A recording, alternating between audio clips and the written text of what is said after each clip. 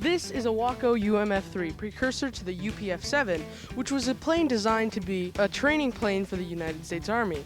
Unfortunately, the UPF-7 didn't make the cut by the US government because it had 2 seats in its design rather than 1. This particular UMF-3 has over 14,000 hours of flight, which is the most of any plane at Waco. These hours were gained by Bob Wagner and Harold Johnson in many famous airshow flights, such as Snoopy and the Red Baron, held at Kings Island. I started flying down there when I was 14, stayed with it, flew, and ended up instructing and running the flying school. During earlier years in Bob Wagner's life, he ran an air school, and in the air school, a student came up to him one day and said that he had an air show that he needed to participate in. He come in one day and says, "I sold an air show." Well, yeah, I'm gonna fly an air show next month. You're not quite ready.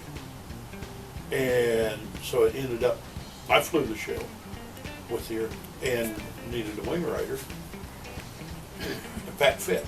During the show, Bob Wagner was going to have a wing walker, but the wing walker that he originally had didn't fit within his harness. So his wife, Pat Wagner, volunteered to take his place as the wing walker. And that led into a full-time occupation there.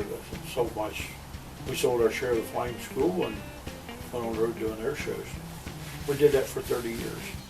Now, in the preceding shots, you may have noticed a small object on the very tip of the plane. This object is in fact a Coca-Cola cup added by Harold Johnson himself. The reason this Coca-Cola cup was added was because there's a small spinner with a screw that was on the tip of the plane. After a few flights, the screw would always come off, so Harold Johnson got fed up and put the cup on there. This particular cup has been on the propeller for many years.